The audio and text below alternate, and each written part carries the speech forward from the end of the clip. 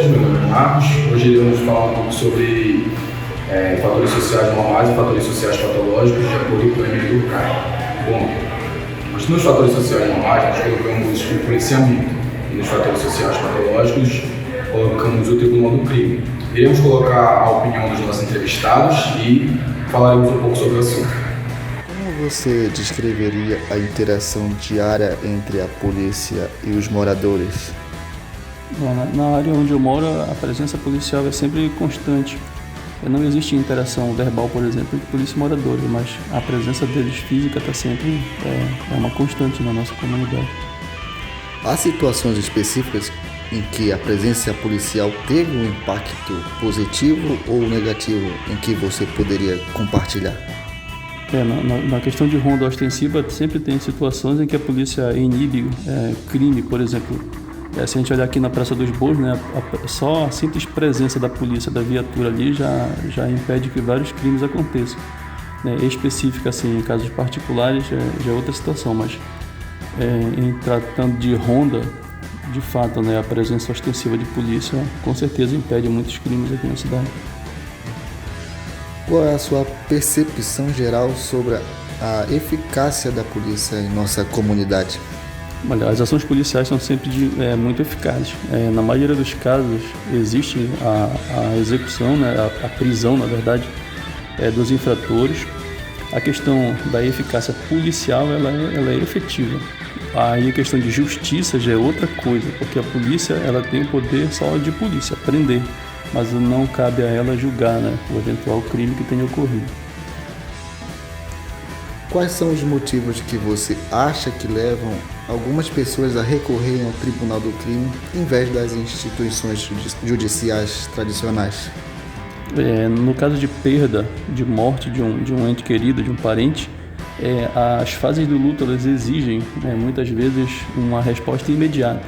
E a justiça ela é lenta, né? Ela é bem devagar, segue os trâmites judiciais na busca da melhor solução e que venha a punir de fato os culpados. Então, como a pessoa quer uma resposta imediata e a justiça ela tem os trâmites legais necessários para que aconteçam, a pessoa busca, porque se perder um ente querido, está nas fases do luto e de dor, ela vai querer uma resposta imediata, seja de quem for.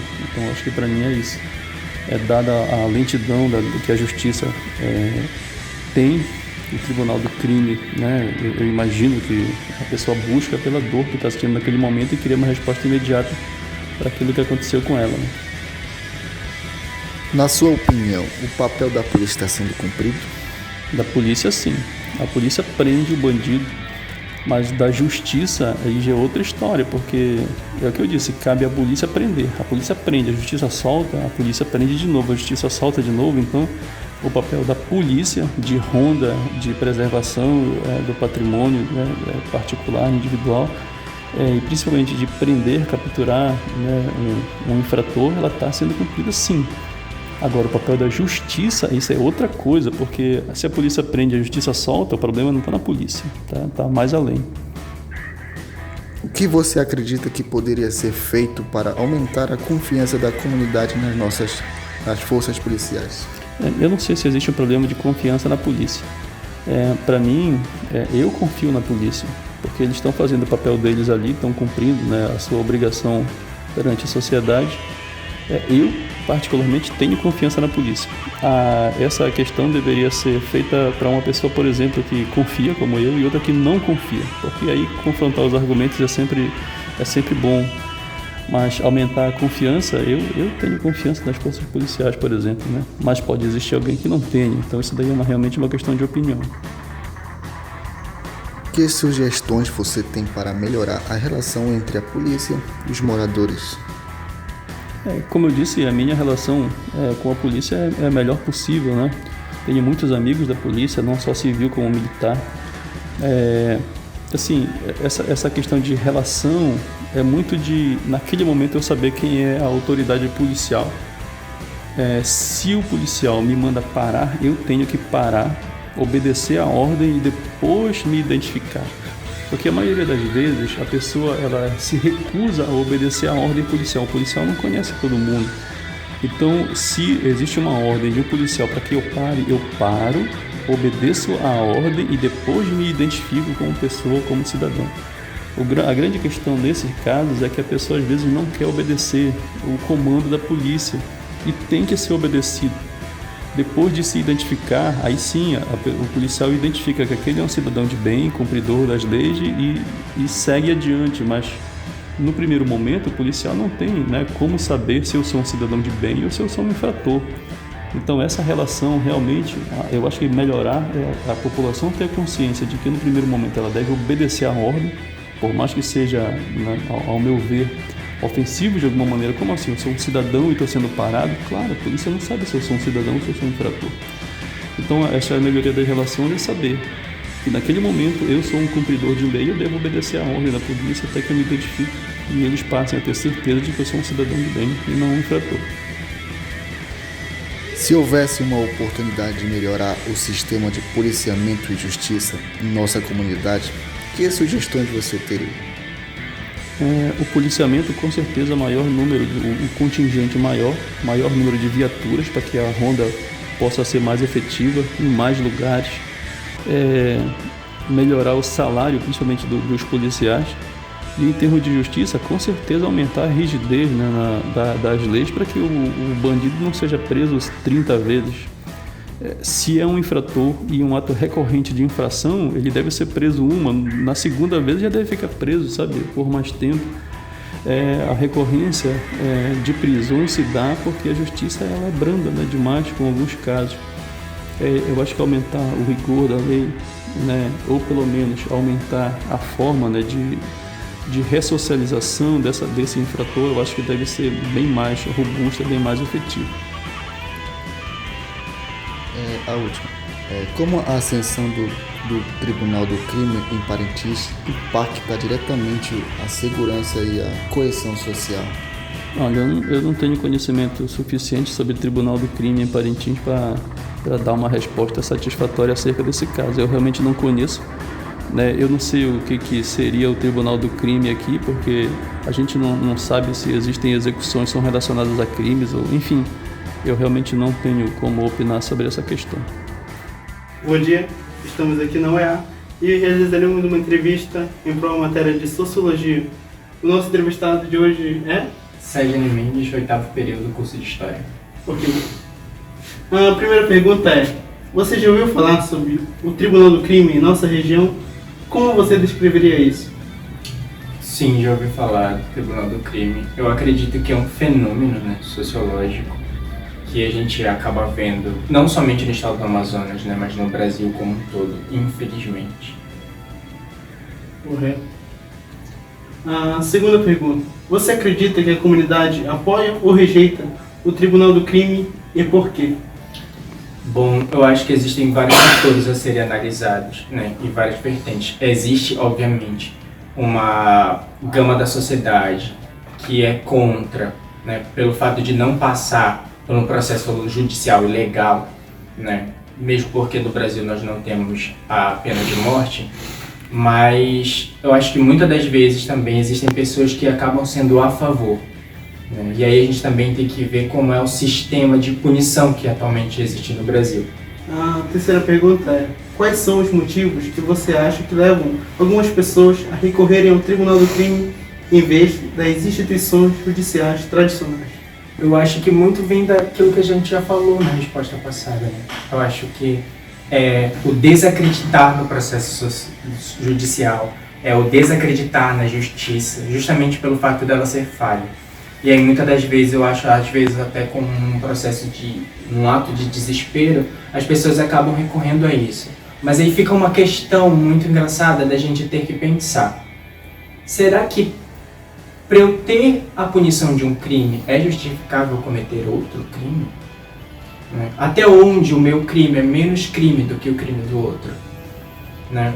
E aí a gente vê casos de lixamento público. Né? Hoje em dia, na nossa sociedade, na sociedade brasileira, todos nós vivemos a um passo de ser mortos, né? de diversas formas. Se você anda na rua, alguém vira para ti e fala pega ladrão, as pessoas não vão querer saber qual é a história, o porquê. Eles vão correr atrás de ti e vão te lixar. Em sua visão, quais são os fatores que levam o Tribunal do Crime a agir? Existem vários fatores. né? Alguns deles é por ordem de conveniência das facções, né? Porque muitas das vezes essas facções entram em atrito, entram em rixas e uma ordena a morte de integrante X ou integrante B. Mas a gente também vê outras pessoas que são condenadas pelos tribunais, por exemplo, pedófilos, né? Pessoas que também são estupradores, muitas das vezes são condenados. Então, até mesmo dentro do mundo do crime, não que eu esteja querendo passar pano, mas até mesmo dentro do mundo do crime, existem crimes que são cometidos que eles não aceitam, né? Que geralmente também são crimes que a sociedade não aceita.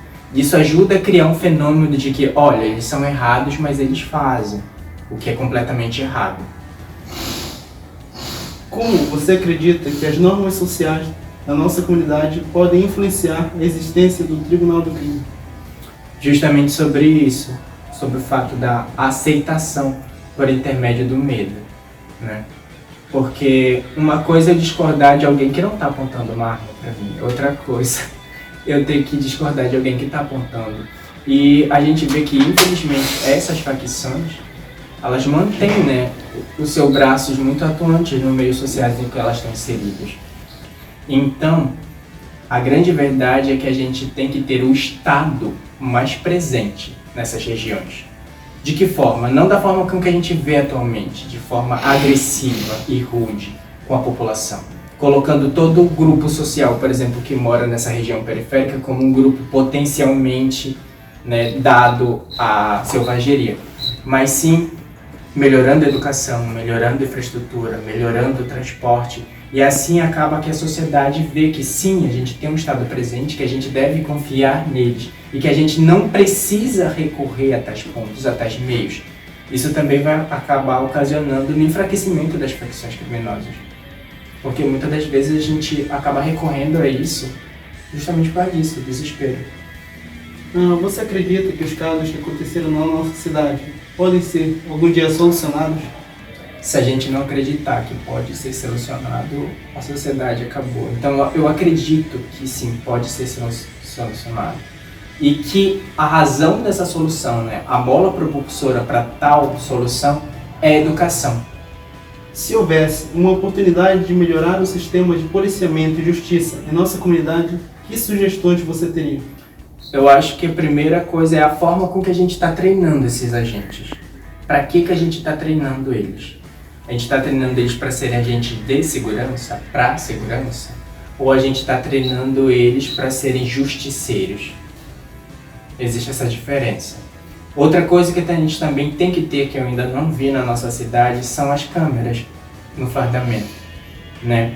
Estudos indicam que isso faz com que o número de agressões policiais, né, e de mortes ocasionadas em ações de incursões de segurança diminui bastante. Então, a gente vê que a gente vai ter que mudar muito ainda para tirar essa noção que eles têm de superpoderosos, de que eu sou a justiça. Não, você está a serviço dela. São coisas diferentes. Como as ações do Tribunal do Crime em Parintins impactam a segurança e a coesão social? Eu acho que tudo gira, como já falei anteriormente, em torno da educação, como Paulo Freire nos lembrava bastante. Então, eu acho que é isso que a gente tem que mudar. E também isso parte de nós, enquanto futuros professores, né, pedagogos, enfim, né? Não é que, às vezes, parece que a gente pega uma carga muito grande, que é mudar a sociedade, né, em cima da educação. E que existem a grande verdade é que existem vários outros fatores que ajudam nessa mudança social, mas também grande parte da gente. Porque tem muitas pessoas que falam, mas uma dorinha só não faz verão, uma pessoa só não pode mudar tudo. E existem pessoas que estão aí para mudar, para mostrar que não, né? Mahatma Gandhi, Nelson Mandela. São pessoas que, por posicionamentos pessoais, acabaram movendo outras pessoas a tomarem também partido, a se moverem e assim promover a mudança social.